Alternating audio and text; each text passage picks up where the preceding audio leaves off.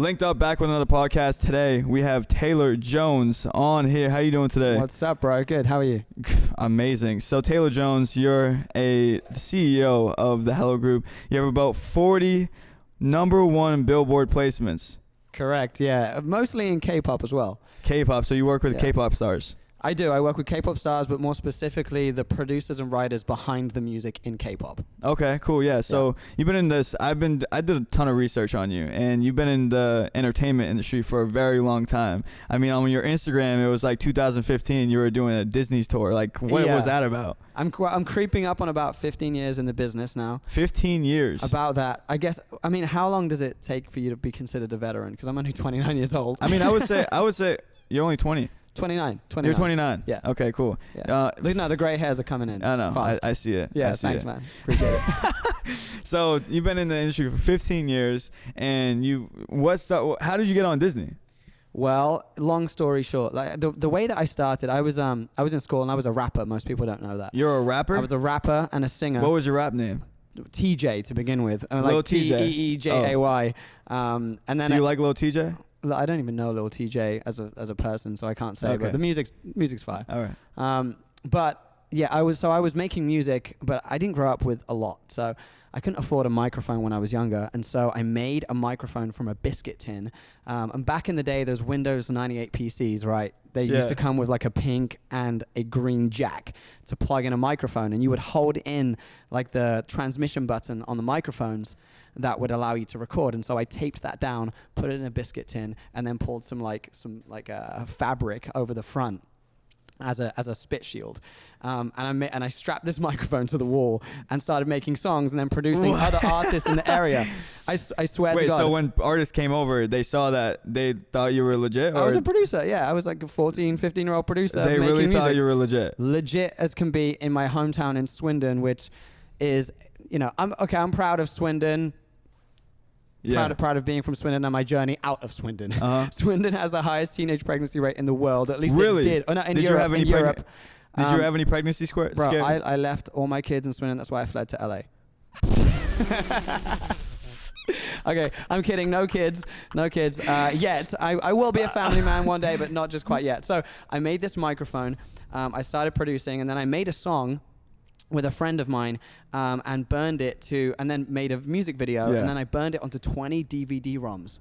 This is how long. Don't tell me you were the guy that DVD ROMs. I posted them in every letterbox of all the major labels and TV stations and radio stations in London, and then heard nothing. Right, 6 months later, I get a call from a friend saying, "Yo, Taylor, you're on TV." No way. What are you talking about? And I was playlisted on this free request show on an urban music TV station called Channel AKA, and they put it on the free request show. And on this free request show, you could vote and request a song for £1, which is our version of $1. Yeah. Right. And I got so many requests that this song went to #2 in the UK urban chart, stayed in the top 5 for 8 weeks, and that was my career set. And that was free. You did that for free. You literally put that in a mailbox. Put that in a mailbox. Spent $1,000 on a music video and produced the song with my homie. So it was like it was really surreal. And then I kind of shot to fame in the UK, in the underground scene. And then when I was 18 years old, I moved to Belgium to do a Disney Channel summer tour, and I was touring and headlining. So these literally, tours, you putting your song in a mailbox put you on Disney. Ended up getting me on Disney. I mean, it was the start to the railroad that led me to Disney. Yes. That's absolutely insane. Yeah. So on this journey, what did you learn? Oh, well, on the journey to Disney, or on the journey up until now? No, the journey to Disney. Like in your childhood, what did you learn? You came from nothing. Hustle. Exactly, hustle. So yeah. like a lot of people, they make excuses in life, saying, "Oh man, there's no resources. There's no people around me. There's no opportunity." Well, you made the opportunity. I have been a hustler since the day I swear since the day I was born. I mean, so you came out the womb I came out the womb like, where's the contracts? Where's the paperwork? Like this bottle doesn't work. I'm gonna make a new one. Like innovation, bitch. I was always trying to innovate. And yeah, I carry that hustler mentality, and everything that I tried to do when I was younger, and still have this mentality, I want to be the best at. So if I'm playing football, soccer, I wanted to be the best. Whether I was like, I got half my private pilot's license when I was like 14 years old as well. So where do you get this ambition?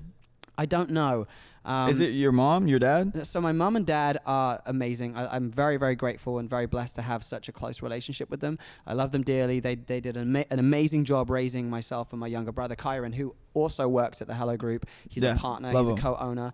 And so I get to work with my best friend, my brother, every day. But my mum and dad, they weren't that entrepreneurial, in fact, at all. So my dad is a total opposite computer programmer, like regular computer programmer job, very intelligent, but not entrepreneurial. And my mum, she did a few things. She was a beautician, then she was a fitness instructor, and then for the majority of her life, she was a house mom. She was looking after my brother and I until we left school, and then I left home at 16. Didn't go to college, didn't go to university, and just went for it and became a pop star in Belgium and Holland and parts of France. And then moved over into management while I was on the road as an artist. This sounds so crazy. It's, you telling me this on an outside perspective, it looks like you had it easy and it just happened overnight. Everyone looks at these. I was saying this last night to a friend, and I was like, everyone looks at these overnight success. You have you have Jack Harlow, overnight. You have Russ. You have overnight success. These people have been working for 10 plus years on behind the scenes before they even got a hit. Yep. And you have way more knowledge on the music industry than me. I don't know anything. So I don't really know how it is with the K-pop. And I know in that culture, even how you look, you have to be a certain way. Yeah, you'll see the K-pop bands are so to a molecular level, designed as far as their image, their look, their feel, their training, the whole thing. So big hit, now named Hybe, Scooter Braun just became the global CEO. Oh, really? The CEO of America, sorry. For Hybe, which has BTS and also owns some of Scooter's labels and projects. But they're a client of ours, and so they're building new bands at the moment, and they use us to set up some of the training camps. And so we had one of the bands or a training band from one of the labels. I can't disclose the label, but it was part of Hybe's group.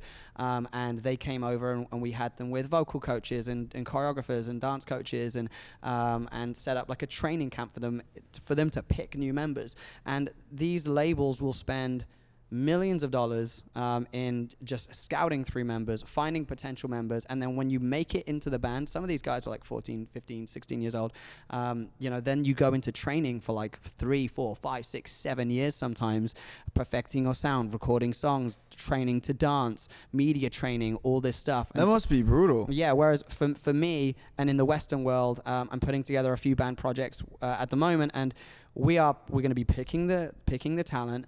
And within 1 month or 2 months of having picked the talent, they're going to be in the studio recording their debut single. Yeah, and then we'll be getting them out into the media and into the world so within much the faster. same year. Yeah, so much faster. But there's something to be said of K-pop being the biggest genre in the world right now as far as pop commercial. But why is K-pop the biggest genre? It's debatable, and I think it's hard to know. I think that there's a few things. What I can speak to is the few things that the K-pop industry do very well that we have been in our Western world slacking in.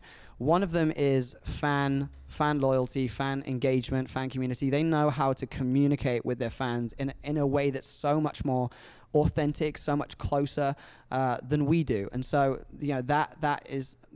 So how do you become closer to your fans? I'm sure you work with a ton of these people. So yeah. How do you become closer to your fans? They talk with them. They actually talk with them. I went to an NCT 127 festival recently at the Crypto.com arena, which was awesome because I got to walk in and they were singing Lemonade, which is a song that we produced on their last album. And I saw this whole arena, 20,000 people singing Lemonade, and I heard that record on my laptop and was like, this is a NCT record, and I sent it to the group. We A&R'd it, we got it cut, and they ended up releasing it. And so I see them all singing Lemonade, but they pause the show in the very, very center to literally talk and pinpoint different fans in the arena. How was your day? What's going on? How are you feeling? And they talk about their story and their journey and how grateful they are for their fans. And then they don't just talk about it, but they actually release memorabilia, and they do signed things but to a different level. Yeah. Their fan engagement is just so much further advanced than it is here, and I think that's built this big sense of loyalty. And then the knock-on effect is that when you have that loyalty and then you release an album, and you release it physically, you've got, NCT 127 are selling in excess of 5 million sales, physical sales on an album, and that of course rockets you up the charts and makes you the biggest thing there is, and your record's going 5, 6, 7 times platinum around the world, and that makes a mark. And so that's lacking in the Western culture. In the Western culture, we're so focused on digital, and digital is huge. What do you mean by digital? Digital social media. Social media. All social. Okay. But we're not really. When's the last time you heard of a major artist releasing vinyls or single or like CDs, or even at the moment there's a new concept in Korea where they're releasing albums on cards, like smart cards, and you can tap them on your phone and a brand new player pops up and you can listen through that and you can collect. They will release the same album on these collectible cards, but the back of the card has a different member, and so you've got fans buying sometimes 11 versions of the same album again and again and again and again. Damn. Trying to get every member of that particular band on the back of the card. So it becomes like Willy Wonka's chocolate factory. It's like the search for the golden ticket, and you continue to buy the same product until you get every variation. They must make so much money off of that. And it's become a multi-billion-dollar business. It's huge. Absolutely insane. That's why we got involved. How did you get into becoming more of an entrepreneur? And where was the point where you saw yourself, okay, I want to take this brand and I want to make something more out of it? Yeah, well, good question. I was actually on tour, and I figured I was doing all these shows, and I could build an artist and bring them on tour with me and use that platform to launch them.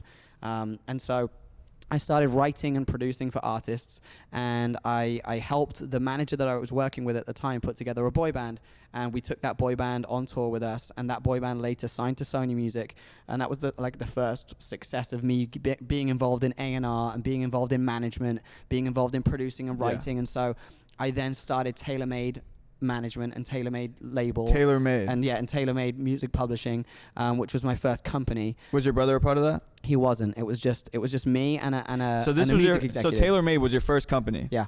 Tell me the struggles that you had starting your first company. Let's get into that, because a lot of people don't realize how hard it is to be an entrepreneur and to actually have a successful company. I mean, let's be honest. The 80%. The first company made no money. Zero. We flopped, and not only were you in debt? I wasn't in debt, no, luckily. But it did end up in a really significant lawsuit. Really? Which cost me almost like $250,000 in like legal fees. So you could say that there was debt accrued from that endeavor. But I started this record company and this label, and I was partnered with my then manager, and we started signing acts, and he was a financier. I would be managing, producing, A&Ring, creative directing, all of that kind of stuff. And the projects didn't end up working, and the business relationship didn't end up working. And what I later found out is that the company also, all the paperwork, I never had a lawyer look at anything. That was one of my biggest mistakes. You never had a lawyer in this whole entire thing? And so I realized that I wasn't really owning anything. I couldn't really build any assets. The assets were owned by a different company. It was this whole experience. And so when I ended up in this lawsuit, fighting over the rights and the assets and things like this, I realized I learned so much about protecting your IP, protecting investments, recoupability, all these different things that come into business. Yeah. And this was one of the catalysts that ended up being the reason that I launched Thehellohroup. And the Thehellohroup came later. It didn't start as what it is now. How bad did the $250,000 lawsuit hurt you, though? I mean, it hurt me. That lawsuit was very, very very layered in many ways, and so there was a commercial lawsuit, there was a criminal lawsuit, there was a lot of different lawsuits. They really went right, and so I was of course like the victim in the whole thing, and so I had to countersue. Did you win? And I won. Oh. And it's been in appeals, and it's continuing to appeal, and I've never talked about it publicly. But I was very young. I lost my whole career at the time because this involved my record company, my publishing company, my management company, and I as an artist was signed to that entity. And so everything fell apart. I couldn't do anything. My revenue was frozen. I had no money, and I went from being this big pop star to working shop front in Pandora Jewelry, selling jewelry. And I had fans coming into the store saying, what are you doing? You know, I went from like driving like Range Rovers and Mercedes to driving like a beat up Citroen, driving around like, you know, and I'm a pop star in this place. So I ended up, so it was hard. Let's get into that, because how did you feel during that moment when you realized like, whoa, I just went from right here to right here. Reality check. And so you came from no money though. I came from no money to begin with, and then I made money, and then you made money, and then lost it just it all. Yeah. So like, let's get into that, because how you have to, in business, you have to actually you have to realize a lot of things in business. Education is the number one thing, because if you were to know about, you know, having the IP rights, having all these things, and you know, for me, use a lawyer. Exactly. But lawyers are expensive, right?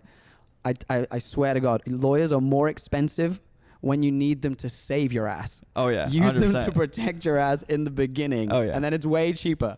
Yeah, exactly. So moving forward with that, I mean, you went from up, down. What is some advice for some entrepreneurs right now that you would definitely give, that's starting out? You know, for me, for instance, like I've only been an entrepreneur for maybe like a year and a half, like actual entrepreneur. Like social media, I don't know if I consider that an entrepreneur. I mean, it's different. You're your own brand. I'm my own brand, media, so I would consider but like that doing like entrepreneurial. something outside of social media, maybe like a year and a half. So starting a business, Yeah, right? so starting and a project. business. Yeah, exactly. So project. So This is your yeah. project, Yeah, right? so this is my project. So project is my project is your project, and it's a hell of a Yeah. project. Look, the thing is, it's all about resilience and about being able to learn from those experiences. And so many people get disheartened, and I'm a very, very firm believer in the fact that everything happens for a reason. I think that I'm a firm believer in destiny, but I'm also a firm believer that you can alter and adapt and influence what your destiny is.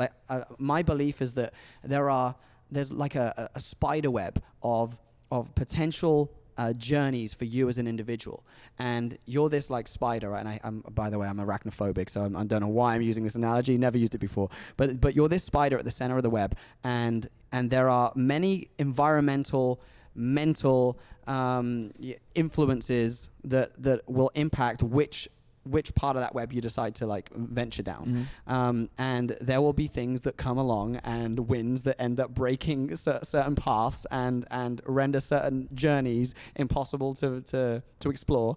And you have to learn from those, and then learn to just pivot and change and make the most of every experience, whether it's a bad one. The lawsuit that I went through, I would not be the same guy that I am today if I didn't go through that whole period. And that was, arguably the most difficult, challenging period of my life. I was so low. It was antidepressants. It was psychiatrists. It was losing my whole career, not knowing if I was going to be homeless for a period of time, unless I really sucked up my pride and moved back in with my parents, which I did.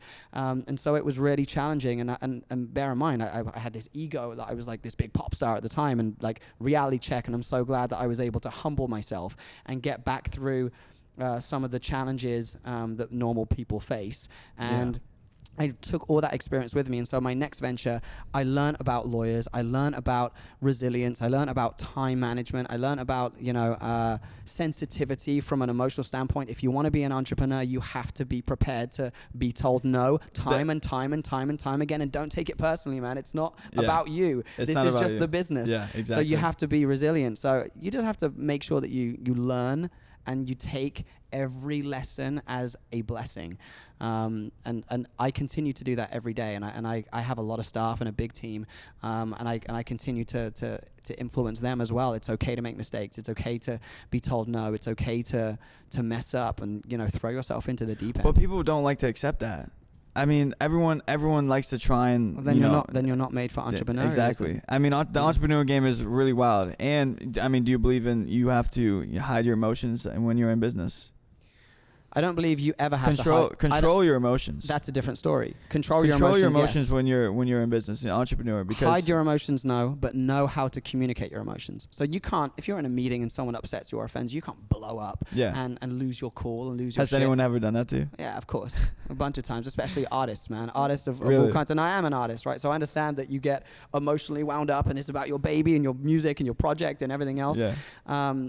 But you have to always be respectful. And if you communicate, like integrity, communication, transparency, honesty, these are the values that really differentiate yourself. And in business, if you reply to people, if you're courteous to people, if you're respectful, if you're honest, you're already 90% further than everybody else that you're competing against. I love this. And I truly believe that. And so, don't hide your emotions, but communicate how you feel. I feel upset by what you just said. And I'm going to tell you why I feel upset by what you just said. This is the reason. But I have a solution, and this is what I think we can do to get past it. And yeah, I love that. A lot of people go through with assumptions in business, even in personal life. I think assumptions are the number one cause to every argument. Assumptions, because if you just assume how I feel, if I tell you, hey, what are you doing? You and me. I know. Hey, why'd you do that yesterday? And then you don't. It's a whole different perspective. And I didn't even say, hey, let's sit down and actually talk about it and discuss it. Let's move forward. Then our whole relationship is gone. The trust is out the window. I'm saying, F you, all this stuff. And now it's like, okay, now we're not doing any business. Now we're not even friends. We're not making money. So it's done. This comes into, let's talk about a challenge of being an entrepreneur. And I'm a CEO, right? And I'm overseeing. The Hello Group is a holding company. We have about 16 companies that are in the group. So there's a lot of work and there's a lot of people and there's a lot at stake. And we have a lot of investors and shareholders and everything else. And so I've become incredibly efficient, right? My communication has been shortened to like 1 word, 2 word responses. My email, I respond to every email, but I don't respond in great length. I respond with the point. Why do you, just to get to the point? Yeah, it's always about getting to the point. And even when I have internal meetings with my team, it's okay, you got 5 minutes, go. What do you need?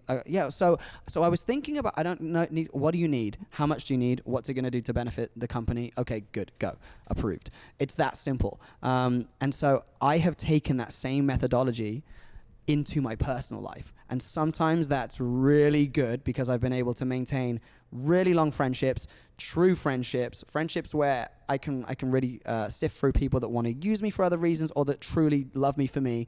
And the efficiency and the directness and the brevity is appreciated. That's great. But now when you come to romantic relationships, it's a little different. You know what I mean? God, like totally different. when you're being, you can't be. They you take can't be it as like, abrasive. You're being. They'll send you a paragraph, and they think you're being abrasive. Exactly. And it's, no, I'm not. What do you mean? Well, you didn't put like an emoji or say like yes, you wanted to like you were excited about the meal, and I'm like, no, I want to go for dinner for sure. And they're like, well, you don't sound like it. I said, you want to go for dinner? You said yes. I said yeah, and I meant yes. Okay, let's get. If I meant no, I'd have said no. Yeah, let's get on communication, you know because what I mean? That's for me, because I'm a really direct person. I just say it how it is, and we just get to the point, and let's move forward. But it's like some people just want to see a whole entire paragraph and explain. I'm not that guy. I'm just not that guy. I can't be that guy because I got if you're busy and you need to learn how to time manage, and you got 5 things happening, you're not gonna sit there and write an entire message when you could just get straight to the point. This,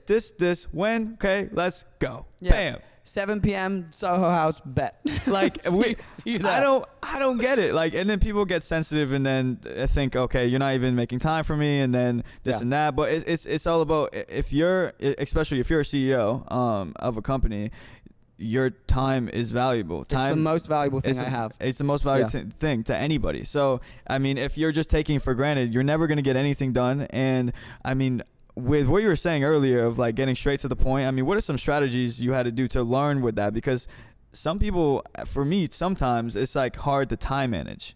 Time boxing is really important. So, I mean, I'm in a different position now because at this very point, I have several assistants in my inbox. They respond to most things. I have some systems in place that help me be really efficient. And when I was growing in my business, I would spend a lot of time doing not very much. And what I mean by that is you have to be aware of the opportunities that present themselves and how valuable they actually are to the business. Because you can do a whole lot of meetings, man, to get a whole lot of nothing. Most meetings and most conversations that take an hour or even take a 20-minute conversation can be communicated on an email, or they can be communicated, in a 5-minute conversation. And I know that it depends on the type of relationship that you have to foster, because in some relationships you need face-to-face. You need to build, a rapport with someone, and you have to build that relationship because that's what's required for that particular scenario. But generally speaking, day-to-day stuff, workflow stuff, you can get most deals done on email. You can get most calls and most the information that's pertinent to a situation out and discussed in 5 minutes. And so at the moment, I'm trying to reduce the amount of time that I'm allocating to meetings. I'll give 15 minutes for a meeting rather than half an hour, rather than an hour. So 30 minutes is almost becoming the top amount of time I'll allocate to a meeting. And unless it's a creative brainstorm, if we're A&Ring, if I'm coming up with a new TV show idea, if I'm, brainstorming ideas and it requires more time because it's that kind of thing, it's just 5 minutes, 15 minutes, really, really quick. When did you start to think like that? About 4 years ago. Getting into that, was it kind of difficult to get into that, to time manage that? Yeah. Because if you're, talking to certain people, sometimes you don't want to be rude. You don't want to be rude. You don't want to be rude. You don't want to cut them off, and then, oh, this is my time, and then you're like, oh, you're better than me. So it's just like a thing. So how do you get over that? It's all about delivery. Yeah, you have to, hey, I'm so sorry. I've only got like 5 minutes. I'm really sorry. My day's back to back. I'd love to continue this going. Let's figure out the key points so that I can make sure that we get the right team in place to make sure this project happens. I'm really passionate about it. I really want it to happen. I'm just running really short on time today, and I really didn't want to move you. And so because you're important to me and I care about this. So let's get like the key things jotted down, and then I'm going to follow up and loop in my VP, this guy, this person, and we're going to get this project off the ground, and then he's going to be your point person moving forward. Don't worry, I'm going to oversee everything and make sure that everything's taken care of. All right, cool, nice. People would rather be in business with busy people because they know that busy people are often the most successful people. And so if you want to work with an esteemed organization or a high-profile executive or someone that is doing cool shit and is making moves and making waves happen, then you have to be understanding that these people are busy, and their time is valuable. And it's like when I sign an artist now, I build a team around an artist, and I'm not the guy who's talking to them every day because I'm more effective to them if I'm not. I'm more effective if I'm in meetings with record labels and TV stations and radios and producers and getting things done that some of my other junior team members can't get done or don't have the means or the time to get done at this particular point. So I'm better going and doing all of those things while the rest of the team are giving them updates. And it's not that I'm not involved and that I'm not aware of everything that's going on. I am, but there's something to be said about being efficient and making the best use of your time. And I can be more beneficial to my clients if I'm actually out there doing the work rather than updating them every 5 minutes. Yeah, exactly. Damn, you're teaching me a lot about business, because I'm still learning every day too. Yeah, everybody's still learning, but I mean, from building a team, what do you think it takes to build a team? An A team, because you always need an A team, and you have your brother and every single day, so that's amazing. That's a A team right there, just you and him. But outside of that, how did you build your A team? Well, bear in mind, my brother Kyron, shout out Kyron. Shout out, I love him. Kyron didn't know anything about the entertainment business. So the way to build a team that's an A team is you have to build people around you, and this is a good example, people around you that complement your weaknesses. That is crucial. You can't, team is a team member because there are multiple people. There's no point having many people in the team that do the same thing as you unless the capacity demands that. Okay, so you've been in the music industry for a long time, and I have no idea anything about the music industry. So what are some struggles that are in the music industry that are lacking? Artists are some of the most strong-willed, determined people that you've ever met, and there's a reason that they're so sensitive, and there's a reason that they can express themselves so well, and they can't always, and by so well, that doesn't mean that they can necessarily talk and that they're good communicators from a traditional standpoint, but their expression is in what they do. It's in their art. It's in a painting. It's in a song. It's in a production. It's in whatever. It's in a book. Whatever your art is, they can express themselves through that. But these people are continuously told no again and again and again. The music industry is the most competitive industry it's ever been. You've got almost 100,000 songs being released every day on streaming platforms at the moment. When I came from a time when I was an artist when if you had a music video that landed on TV or that landed on the radio, or a song on the radio, it wasn't about Spotify. The minute that there's a record on TV, you're famous almost overnight. Like, people see you, there's visibility. People don't watch TV stations anymore. Yeah, they don't, no. they don't even listen to the radio unless you're in the car. Mom and pops do. But, it's about Spotify and what Spotify's suggesting to you. What's on New Music Friday? What's blowing up on TikTok? What's being synced in a Netflix show, for example. But that's not a music station. No one's watching to watch music videos. They'll be watching The Witcher, or Riverdale. And, that song behind that scene is pretty cool. Let me check that out. There are certain ways that music is broken these days, but artists are at the mercy of Spotify editors, right, and Apple Music editors, and landing on that playlist. And if you don't land on the playlist, record labels drop the song just as fast as they release it. It's really, really hard. And then marketing companies or independent artists or management companies that want to invest in your music, they often don't invest if you don't land playlists immediately, because it's so hard if you don't hit some of the playlists on the release day or on the week of release to actually convince a Spotify editor to put your song back in the playlist or into the playlist in the first time. So you release a song, you set up the campaign, you do as much pre-promo as you can, you hope that you land a playlist, and if you don't land a playlist, all right, next song. And so you have to be putting out so much music. The as an artist, like, has to be key, and that's expensive. It's less expensive if you're a band and if you're recording your own stuff, but if you're a pop artist, that has to work with pop producers and pop songwriters, it is really expensive. So how many songs do you think a month you should be putting out? As many as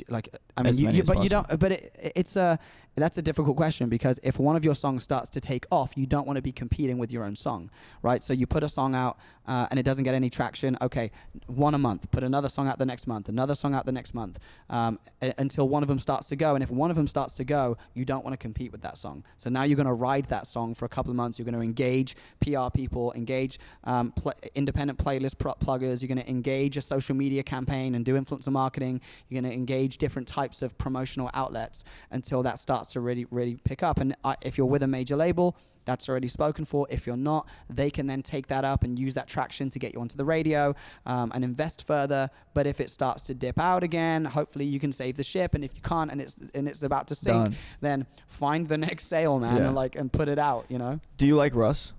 Do I like Russ? Yeah. The artist? Yeah. Of course. Do you know anything about him?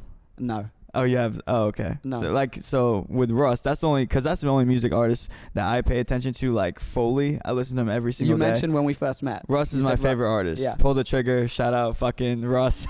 That's my favorite song ever. So I know like almost every song, but has a catalog of, it's worth 50 million plus, and he's an independent artist and has never. Fire. It's insane, and what he's done in the music industry it's freaking brilliant. He's making other artists want to be independent, and I mean it's a hard road, but he has been doing it for 10-15 years, and that's what everyone is now looking at. And he didn't pop off overnight. Like Goodbye was his first ever music video that actually popped off. This is a real fan, by the way. It is. Yeah, this is dope.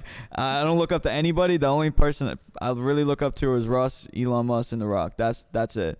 And Russ, his work ethic right now, he put out an album, a mixtape, then a song every single week for an entire month, and now he went on tour 2 times. Now he's going to keep putting out music. Like, that's the consistency for someone to be consistent, and he gets hit after hit after hit after hit, and he says it in his songs, and what he says in his music is what I really like. A lyrical artist is what, like Kendrick Lamar, J. Cole, Russ, like lyrical artists is what I listen to because of like how real they are in their music, and they speak shit into existence. You go look at Russ's old music, he says, I'm going to get this, I'm going to do this, I'm going to do this, I'm going to retire my mom.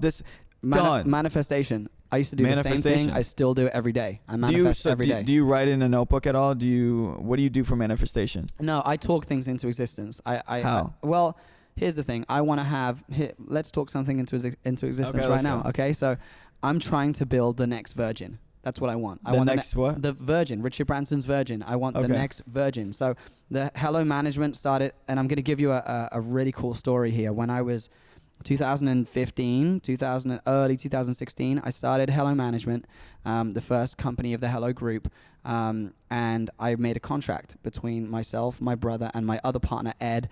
Shout out Ed. And And this contract said the partners agreed to start an entertainment company under the name of Hello. And this was like, we reserved the name Thehellohroup. And it said, we endeavor to start companies under the brand of Hello that will be active in TV and film, music, touring, hotels, tech, consumer products, drink, all these different things, right? And I gave examples. I said, for example, including but not limited to Hello Live, Hello Music, Hello Pictures, Hello Studios, Hello this, Hello that, Hello that. And I had loads of Hellos listed, right? Jeez. And this was signed in 2015, I think, late 2015. And we had one company. Now, 6, 7 years later now, Hello Studios exists. Hello Pictures is producing shows for Netflix, for Fox, for HBO at the moment. That exists. Hello Live, we're doing 1,000 shows a year at Hello Live. Hello Management exists. Hello Music exists. Hello Publishing, THG Publishing is a JV with Sony, one of the most successful music publishing companies in K-pop in the world, exists. And the Hello Group now exists. And now we're building tech. We're even launching an alcohol brand. We're launching our own soju company. And you didn't know any of this? Manifestation. No, I just... You literally, in 2015, Yeah. you didn't know that any of these were going to actually exist? No. And then 7 years later, I found the contract only again, had- and you it's on- there. It's all there. Like so you know that story that people hear about Jim Carrey, who said one day you're gonna, I think it was $5 or $10 million, and he wrote himself a check. He wrote it, yeah. I wrote myself my own empire when I was like in 2015 and said, I'm going to own a company called the Hello Group. It's going to be a multi-$100 million company, and it's going to have all these different divisions, and that is the goal, you know, and it came true because I worked for it every single day, and I made sacrifices, and I went broke for years, and it is what it is. But now I'm living the better side of life, and that's great. And I'm using my resources to help others and to further the business. Now, let's talk something else into existence today.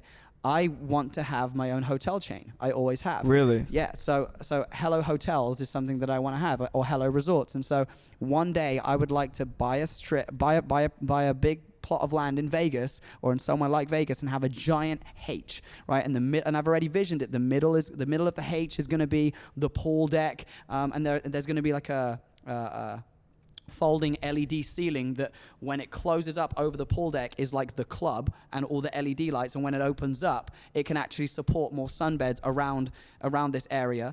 I want the top, one of the left side of the top to have a helicopter pad, the other side to have like a hot tub and a jacuzzi. And you know what? The entertainment at Hello Hotels will be programmed by Hello Live. It'll be Hello Management artists, Hello Soju, our own drinks will be served there. You know, I want all of this stuff to take place. Wow. Our creative directors at Hello Creative will come and creative direct it, and we'll come and do the interior design and everything else.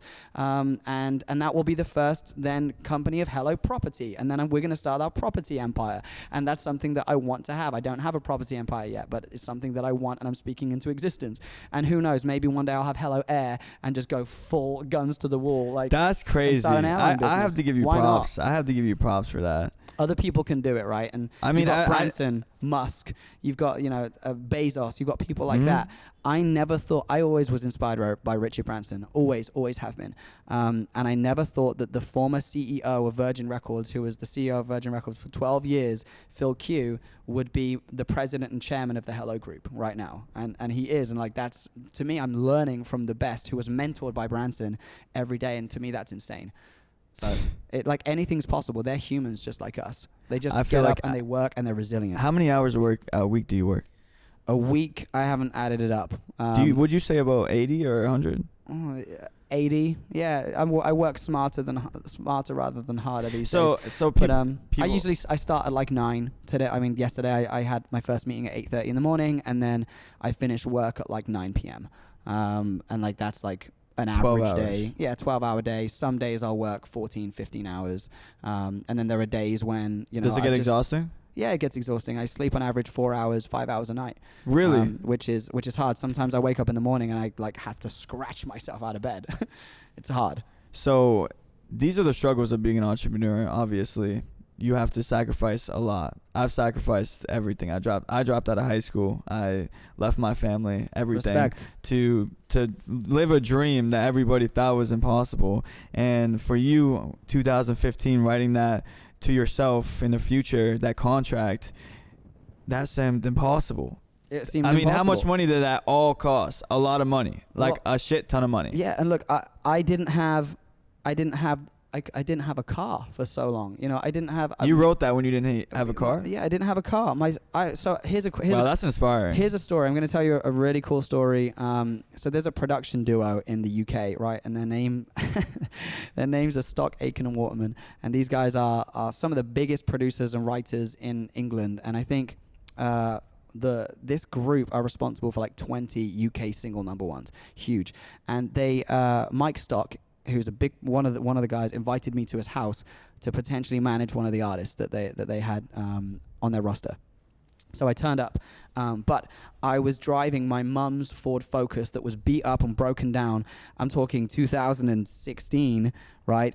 After I've been a Disney star, after I've been an executive for an event company, the whole thing, and like started my company, and I'm living at home. Our office was in the dining room, and I take this beaten up Ford Focus and I park it at a travel lodge. And if you don't know what a travel lodge is, I don't know if they have that here, but I don't know what that is. It's like a shitty ass motel on the side of a highway, right? And so I parked up at the side of this place, and then we got a taxi to his massive estate, right? There's a driveway to a driveway to a driveway, huge gates. And this is the artist that you want to work with. And this is an artist that I want to work with, and this is the producer who's huge, who had signed her, and he's bringing me in as a new manager. You heard I'm the new cool thing in the UK. So I arrive, and there's like so many gold discs everywhere, platinum discs. It's like I swear this guy wipes his ass with gold records. It's ridiculous. And I was like, oh, one day I hope I'll have that many gold discs. Yeah. I do now. I'm starting an award company, funnily enough. Wow. But so I'm in there, and I tell the guy, you know what? I don't think the music's good enough. And he's like, nobody's ever talked to me like that. And I was like, okay, that's great, but I don't think the music's good enough. And if you want me to work with this artist, we're going to have to change the music. And he said, get out. And I said, all right, cool. So I turned around and I'm leaving. And then he goes, Taylor, no one's ever talked to me like that before. We're gonna work together. I respect you, right? And I said, okay, nice, right? But here's the kicker. Here's where it gets funny, and then it comes into the car story. So he goes, so where are you? Where did you park? Like, where's your car? And I said, oh no, well, my assistant. I said my assistant is in London, and he's gonna pick me up, so it's all good. And he said, okay, well, where's he picking you up? And I said, oh, he's picking me up at like, just the travel lodge on the highway, because it's easier, it's on the highway, and he's going to pick me up there. And he said, okay, we'll take you there. And I said, and my car's parked there, right? There's no assistant. It's just parked there. So I'm like, oh, no, you don't have to take me there. It's totally fine. Please don't take me there. And he's like, no, we'll take you there. It's the least we can do. So he pulls his Bentley out front, and he's like, jump in. And I'm like, no, I swear, I'll just get it. I'll get a taxi there. It's going to take a while. And so we get there, right? And he's like, so how far's your assistant? And there's no fucking assistant on the way, right? My car's right there, but it's such a shitty beat up piece of thing that I can't even tell him that that's my car because he will not respect me. And so I'm like, he's running late. You guys should go. You should totally go. And he's like, no, we'll stay and we'll wait. And I'm like, and we're there, and it's me and my brother. And I'm like, what are we gonna do? And so I had to make up this whole story that I had diarrhea all of a sudden. Because he wouldn't leave, man. He was like, oh, he'll be there in 20 minutes. That's fine. We'll have a drink at the bar. I'm like, no. Like, so I ended up having to run to the bathroom, right? And then I text Kyra and said, tell the guy I have diarrhea. I don't care. Like, tell him that I feel embarrassed to come out the bathroom and that I would much rather them leave. And so Kyra goes, I'm really sorry, guys, but like my brother's having like bad stomach problems. I think that you guys should go because he's going to be embarrassed if he comes out. And they said, oh, yeah, that totally makes sense. No problem. All right, well, we hope you get home safe. Right? That's crazy. So they left, right? And I'm watching them leave, and then they leave, they get onto the highway, and I'm like, thank God. And we run out. We like get a credit card, like scrape the ice off the windscreen, and then we get into the car. We try and start it,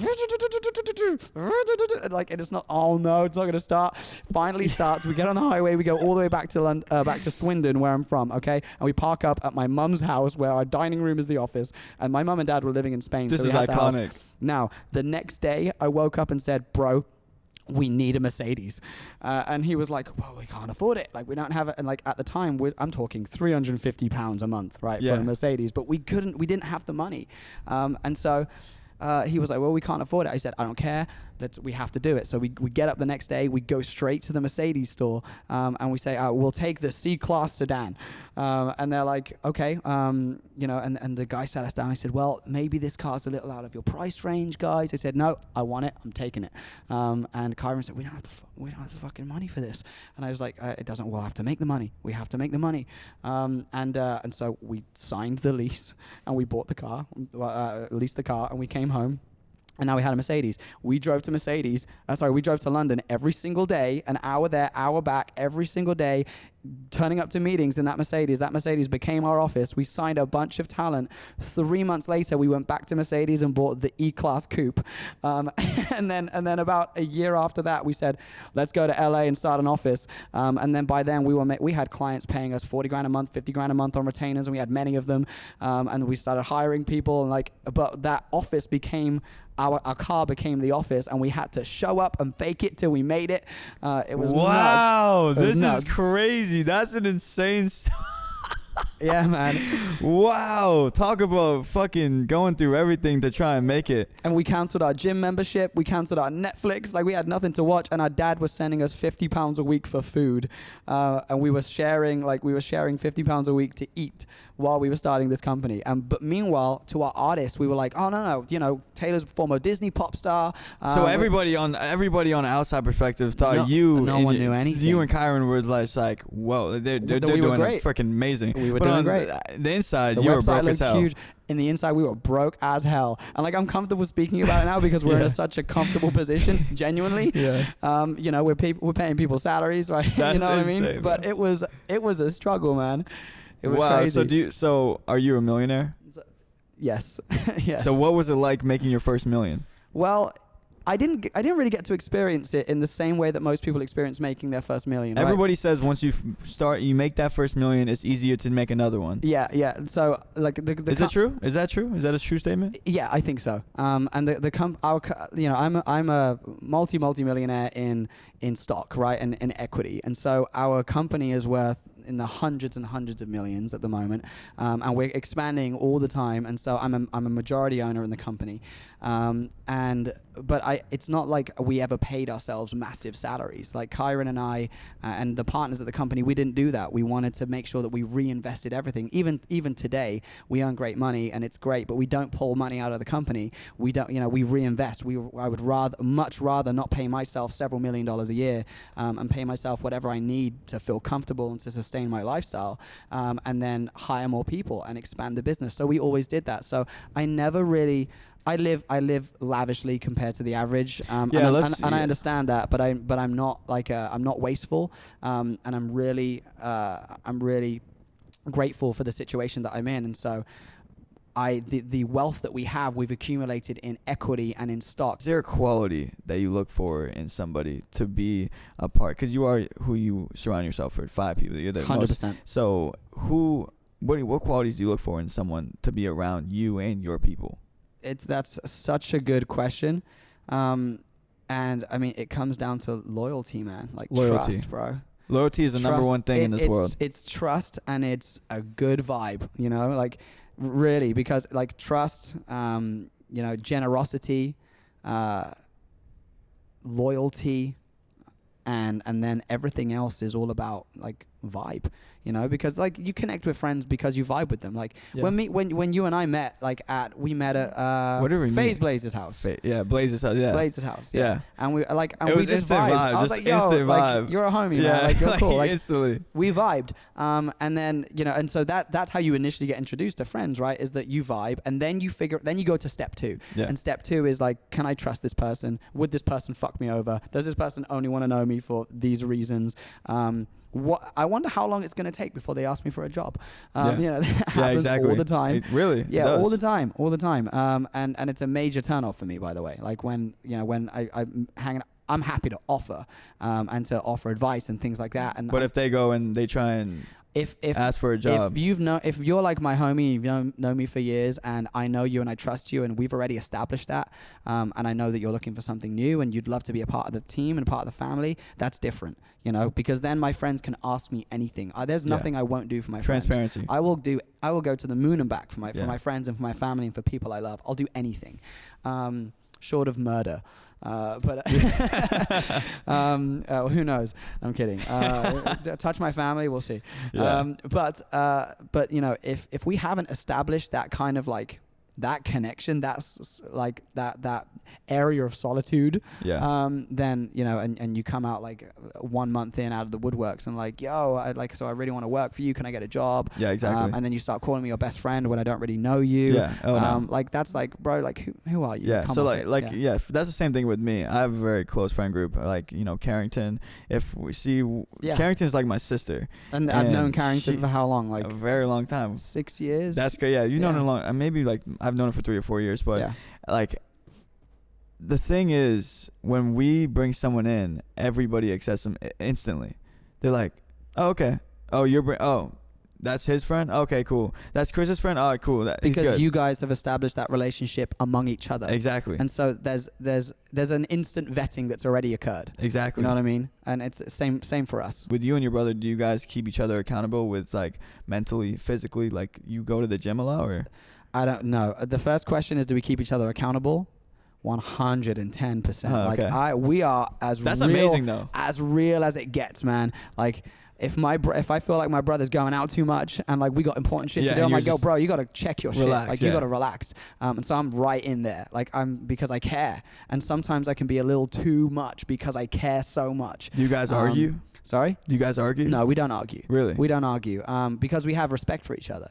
And if I have a thought or a feeling that I communicate to him, he takes that knowing that I mean well, knowing that I only care for his well interests, and so he respects it and he listens to me, and the same goes vice versa. If Kyron were to come to me and say something or give me a piece of feedback or criticism or whatever it is, like I have to take that and I have to respect that because that's my brother, and you respect the opinions of people you love, you know, and he's coming from a place of real care, and we have mutual interest in business. Now, if it's someone that you love but feels some kind of way about what you do business wise, or they feel some kind of animosity or jealousy or whatever, and you feel like you can't trust their opinion anymore, that's also like a red flag to show that they maybe shouldn't be in your circle. Because there was many people in my on my train of I wouldn't say success but career that I mean, I was trying to make a decision that's best for myself and my family, not just for now but in the future. And you know, sometimes when you make decisions it could feel selfish towards other people, but in reality, for me, I always make decisions based on me and the people I care about. I want everyone to win around me. If we're all winning, everyone to win. Everybody could win. And this is the sad part about the world and business, is that all these people are out to get you. All these guys are competitive. It's crazy. It's a wild world. Fuck them all. Exactly. Fuck them all. Yeah. And this is why to be in someone's like me circle, your circle, it's very hard. It's hard because there aren't that many people. No, there aren't that many people that are highly successful, young, ambitious, entrepreneurial, but still grounded, still kind, grounded still giving. Yeah, and still trustworthy, and that are genuinely happy to see other people win. I am happy to see people win. I want people to win. 100%. I would rather see like my friends win every single day than have them struggle. And I'm out here knowing, having these resources, having connections, having education about the world, finances, everything. And you're telling me that some people have that and they don't even put that towards their friends, and they just keep it to themselves and say, "Fuck you, I'm at the top." What is that? Yeah, that's not cool. That's not it's cool. ridiculous. Bring your day ones with you, providing that they are your real, true, genuine day ones. You know what I mean? But yeah, surround yourself with good people, positivity, cut out the toxic. You just have to cut out the toxic. This is one of the things I've learned recently. You asked me about things that I've learned being an entrepreneur and things that I've learned being like in the position I'm in right now, because my life has not always been like this. And over the last couple of years, things have been changing to where I feel like I have to protect what we have and protect the people around me and protect my crew and my team. I mean, because the more you climb, the more people try and take you down. The more snakes there are. And the more snakes, the snake pit is bigger the higher, the higher you go. Exactly. And they're fucking hissing on the way up. I swear to God. And so more recently, I've had some experiences where I felt taken advantage of. I felt abused in a friendship, or I felt these types of feelings, and they've been like harboring within me.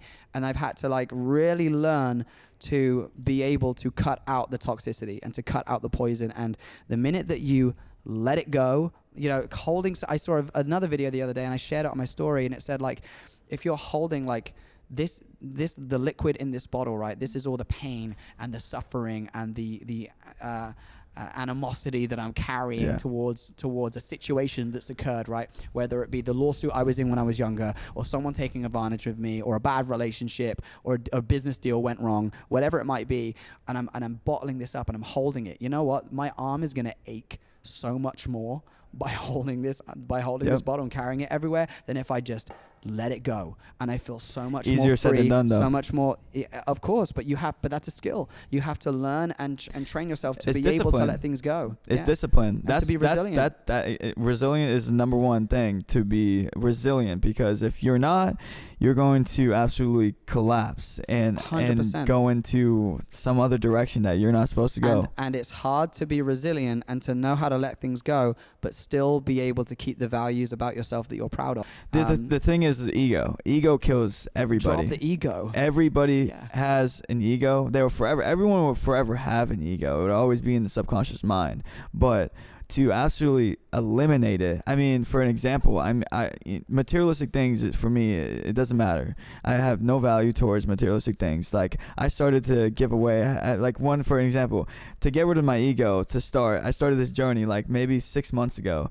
I was like, I value like so many designer things, and I had these off-white shoes, and I was in New York, and my friend was like looking at them. He was like, damn, those are fire. Like, where'd you get those? Those are fire. And I was thinking in my mind, what if I just give them away? Like, here you go. So it was like 2 hours later, I was just like debating. I was like, do I really want to do that? Did you give them to him? And I gave them to him. I said, here you go. I went and bought. How did that make him feel? His smile on his face was worth you giving them away a million times. To see someone else happy and value something that I don't care anything about. Now I'm giving the shoes value. Now I have value in the shoes because I gave them to somebody that gave value to them. That's amazing. And so that's the journey I've been on. It's like, okay, so what's next? What else? Like, I started to do this thing where it's like, if someone's like, I don't know, they're really like interested in something I have or whatever, and it's like, whatever, I just give it away. I'm just like, here you go. Because to me, things are replaceable. If you're and I was on a journey to like really limit my ego, and so when I started doing that, I felt so much better about myself and more comfortable with who I was. And what brought you to that place to make you consider doing that in the first place, and being able to even have that experience? Really, what brought me to that place was I spent my childhood, because I didn't come from money, and I worked at Dunkin' Donuts when I was 16. Dunkin' Donuts is great, man. Dunkin' Donuts is fucking amazing. I love a good donut. Shout out. Yeah. So like I would work like 30, 40 hours a week. This is not an ad. This is not an ad. Maybe it is. I would work like 30, 40 hours a week at Dunkin' Donuts. I would make $300 plus bucks, whatever. I would literally go to the Louis Vuitton store and buy a fucking Louis Vuitton bracelet for $350 and be like, I'm gonna make this tomorrow, next week. But not me realizing, well, I'm only doing this because I want to be more of a value towards people, more value of everybody that I walk in a room. I want to hold value instantly. And I changed my entire mindset to not think like that and want to actually think as if I walk into a room and what I've done for people and what I've created in the industry is why people look and say, that's Chris Mangos. Not because I have some designer piece on of like, oh, whatever. Like, of course, when you get the impact you've had in your community and in your ecosystem is worth more. It's so much more than that. You changing someone's life is worth way more than you spending money on a designer piece or a car. I would rather change fucking 10 people's lives at least a year. So does that mean that you'll never drive a supercar? I mean, of course I'll drive a supercar. I mean, of course I'll drive, of course, but like and there's a balance, right? There is a balance, yeah. And the more wealth that you're able to accumulate for yourself, the more you're also able to help other people. Exactly. And so I never would have been in a position where I'm able to like employ 50 people, give jobs to 50 people, you know, and provide for 50 families, and you know, and make people's dreams come true. Not just the artists that we sign, but the employees who actually start and become executives and become vice presidents and senior vice presidents and become C-suite people. And the you thing change is, their lives. yeah, exactly. And the thing is that you're the person that did it. And so when they go change someone else's life, great. It goes down. Where's the domino effect? It started with you. And so when that person changes another person's life, and then that person changes it, and then you have a chain of 10 people, it's because that one person that was like one day, you know what, I see something in this person. They have skills, they have hustle, and I want to give them an opportunity. And that's the thing that's lacking with a lot of people, is that they don't have the opportunity, but they have the ambition, they have the work ethic. For me, so maybe they should put music videos on DVD-ROMs and put them into letterboxes. Yeah, exactly. And then go on and Disney. hope for the best. And hopefully they go on Disney and stuff. Yeah, so I mean, look, it could have gone any other way, but I remain committed to the idea that if that's not how it happened, it would have happened another, like me as that spider would have taken another path. The dream would have came true. The dream would have came true. And it's destiny. And if you know your purpose in life, know the reason why you wake up every single day, and you tell yourself in the mirror, I'm going to kill today. Today is going to be the best day of my life. I'm going to make some money. I'm going to impact some people. I do that. No, when I wake up, I literally look in the mirror, like, and my hair's all over the place. I got like like crusted, sleepy eyes, bro. I got like a ingrown hair coming out of my beard. I'm like, oh, my dog's licking my toes, and I'm like, fuck off. Right? And I like, and then I walk into the other room and I step in shit, right? Because he's gone off the puppy pad because he's 5 months old, right? And then I take a leak, and then I come back. I look in the mirror again. I've got shit on my foot. My dog's licking it. It's still crusty-eyed, puffy bags, and I go, you know what? Today I'm gonna fucking crush it. I'm gonna make so much money today. Today's gonna be my absolute bitch. And where's the fucking whip, bro? Like, because today's getting beaten into next day. Oh my god, that's hilarious. Some goals you're trying to accomplish in the next 3 months. In the next 3 months? Yeah. Okay, well, I'm trying to get a Fox TV show off the ground. We did a deal with Fox earlier this year with a new TV show, so we're trying to actually produce that and get that off the ground. I'm working really hard on that. That's exciting. I'm actually trying to launch a new beverage company, so I'm launching a soju company. It's soju in a seltzer can. It's really, really cool, and we're doing some deals right now. So I hope to have that in stores, out and available by the summertime. Amazing. So I'm really pushing for that right now, which is fun.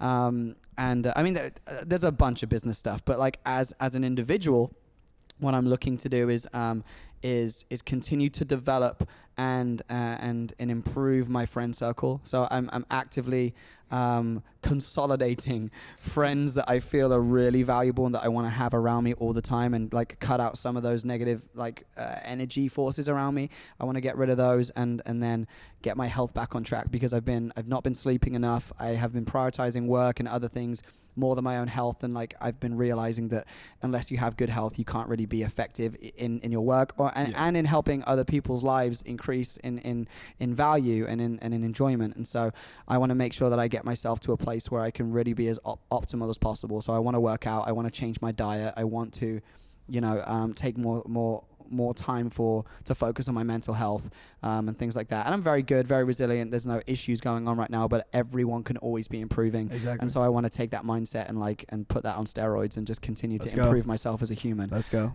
So that's my goal for the next 3 months. It's 2023. What about you? For me? Yeah. For me, the next 3 months is to be the number one streamer on TikTok, because I'm streaming right now. And Boom. I've been streaming for 231 days in a row, nonstop. Insane. And get project going and make us the number one Web3 Soho house that out there. Whatever I can do to help, I'm here. I really appreciate you. And I get my passport next month, so to start traveling the world. Where's the pick top 3 destinations? Top 3 is I would say Australia. Or I might go to Melbourne. Nice. I would say Europe, and I would say the UK. Okay, where in Europe? Because Amsterdam. Europe isn't a country. Amsterdam. Yeah. Okay, Amsterdam is amazing. For about the last 4 years, I've been managing arguably one of the biggest pop stars in Holland. Oh, I mean, wow. she won the MTV EMA award for Best Dutch Act. Wow. So like she was significantly famous there. And I would say so I have a lot of contacts there. So whenever you go, let me know. I can hook you up with the best restaurants. Okay, let's go. Places. Let's go. And the last thing I would say is to actually be in the best shape of my life, physically and mentally. So that's the goal. So we share that. That's a common theme. Well, 1% every day. Well, so I'll do a before shot and an after shot in 3 months' time, and then we'll compare who has the biggest six pack. Okay, let's go. Let's go. All right. Well, thank you so much for having us. Thanks for having me, having fucking you. Jesus Christ. I'm welcome to being here. Yeah. Thanks. just Mango out. I'm confused. Bye. Taylor out.